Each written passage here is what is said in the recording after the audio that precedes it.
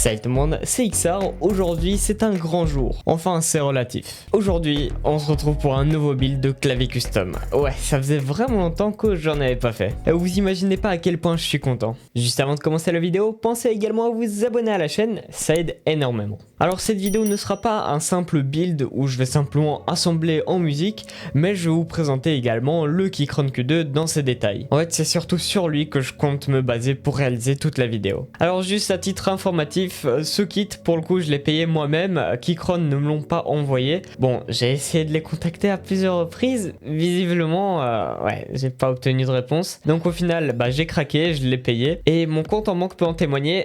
200 € qui partent d'un coup comme ça pour un clavier, ouais c'est pas si cool que ça. Mais bon, j'en suis quand même très content, hein, sinon je l'aurais tout simplement pas acheté.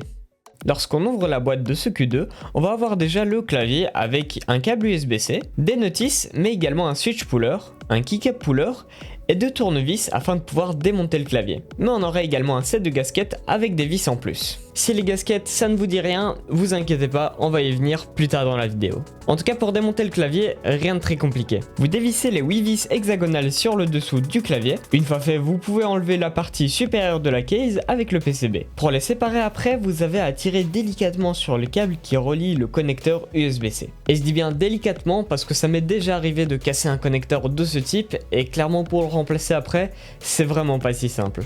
Mais finalement après ça, il vous suffit de dévisser les vis qui relient le PCB à la plate et le tour est joué. Vraiment, il n'y a pas besoin d'être un expert pour y arriver, c'est vraiment facile. Mais vous allez sûrement me demander, mais ça sert à quoi de le démonter alors qu'il est déjà prémonté, en tout cas en partie? Et pour s'amuser. Mais non, je rigole. Pour pouvoir déjà lubrifier les stabilisateurs, puisque oui de base ils sont quand même pré-lubrifiés mais c'est pas si terrible que ça. Si jamais ça vous intéresse de savoir pourquoi j'ai fait ça et comment j'ai procédé, n'hésitez pas à aller voir ma vidéo qui se trouve dans le i en haut à droite.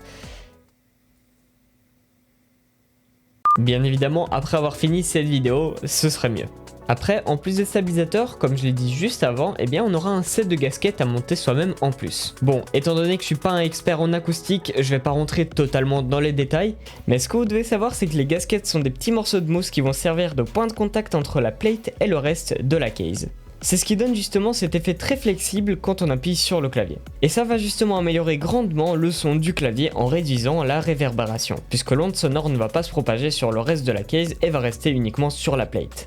Mais pour réduire cette reverb, on n'a pas que ça. Entre le PCB et la plate, on va trouver une mousse acoustique et c'est également le cas sous le PCB. Donc là clairement on est vraiment bien servi en termes d'amélioration sonore. Bon, je vous ai dit pas mal d'infos déjà sur les entrailles de ce clavier, mais vous inquiétez pas, il y a encore plein d'infos croustillantes à dire dessus. Déjà la version de ce Keychron Q2 que j'ai reçu est la version knob. Knob pour dire molette en anglais. Puisque j'ai une petite molette de volume sur le clavier et ça comme détail je trouve juste magnifique. Elle est en aluminium et l'écran sont en plus vraiment smooth. Mais il y a une chose à laquelle je m'attendais pas du tout, c'est son poids. Quand il est complètement assemblé, le clavier pèse presque 2 kg. C'est quand même dingue pour un clavier d'une si petite taille, puisque pour vous rappeler, il a un format 65%. Mais en même temps, c'est excellent, puisqu'au moins le clavier là va vraiment rester en place sur le bureau. Alors son poids vient simplement de sa construction. Il est fait, mais alors là, entièrement en métal. Enfin, encore heureux pour le prix. On pourra par ailleurs remapper toutes les touches de ce clavier, qui est par ailleurs compatible au QMK et VIA. Ce sont tout simplement des flashers de firmware. Pour ma part, j'utilise VIA parce que c'est un simple site à ouvrir et le remappage des touches se fait instinctivement. Par contre, le RGB quant à lui ne se change qu'à partir du clavier, mais c'est vraiment pas contraignant. On a énormément d'options pour changer le rétroéclairage, suffit simplement de regarder la notice. Mais donc je pense que vous vous demandez déjà depuis un bon moment, mais qu'est-ce que j'ai utilisé pour faire ce build? Au niveau des switches, je suis parti sur des ACO Jelly White. Sur toutes les switches que j'ai testées jusqu'à maintenant, pour moi c'est les meilleures. Elles ont un excellent feeling, elles sont assez silencieuses et en plus elles sont pré-lubrifiées. Donc ça m'économise quelques heures de travail. Parce que pour le coup elles sont aussi bien lubrifiées qu'à la main. Si jamais ça vous intéresse un test complet de ces switches, j'ai justement fait une vidéo là-dessus. Comme l'autre vidéo, c'est sur le i en haut à droite, mais bien sûr, comme pour l'autre, regardez ça après. Mais d'ailleurs, ces switches ont pour avantage leur texture, puisqu'elles permettent d'incroyablement bien diffuser le RGB du clavier du fait qu'elles sont opaques.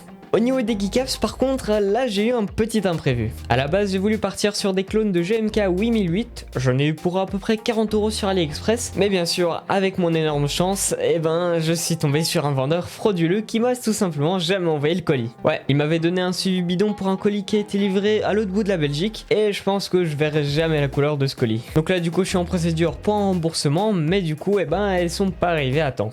Et elles arriveront du coup jamais. Donc bon, j'ai préféré quand même pas retarder cette vidéo. Du coup pour ce clavier j'avais deux choix. Soit des keycaps blanches au profil DSA que j'avais eu chez KP Republic, ou soit le set de keycaps Akko Black Gold du clavier 3068B que j'ai présenté dans ma dernière vidéo. Et là pour certains ça devrait faire tilt, puisque oui, ce clavier était au format ISO. Et du coup oui, le clavier que j'ai commandé, eh ben je l'ai reçu en ISO. Mais donc jusqu'à maintenant je me suis pas encore totalement décidé sur le set que je vais utiliser pour ce kit, donc parfois selon les jours je change les keycaps. Ouais, c'est assez spécial.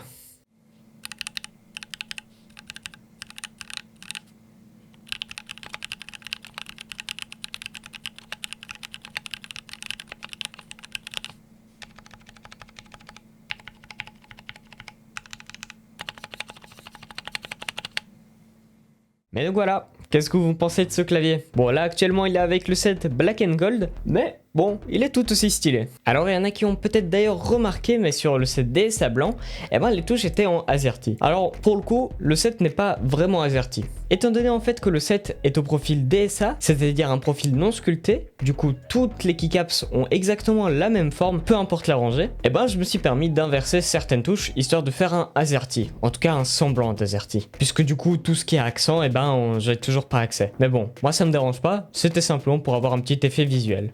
Mais donc voilà, c'est tout à peu près pour cette vidéo, j'espère en tout cas qu'elle vous aura plu. Dites-moi si ça vous intéresse à ce que je fasse plus de vidéos sur les claviers custom, parce que clairement moi c'est ce que je préfère. Si la vidéo vous aura plu, pensez à mettre un petit pouce vers le haut, également à vous abonner à la chaîne si ce n'est pas encore fait. Pensez aussi à rejoindre mon serveur Discord qui se trouve en description, et également Twitter qui est toujours juste en dessous. Sur ce moi je vous dis à une prochaine vidéo, ciao tout le monde, c'était XR.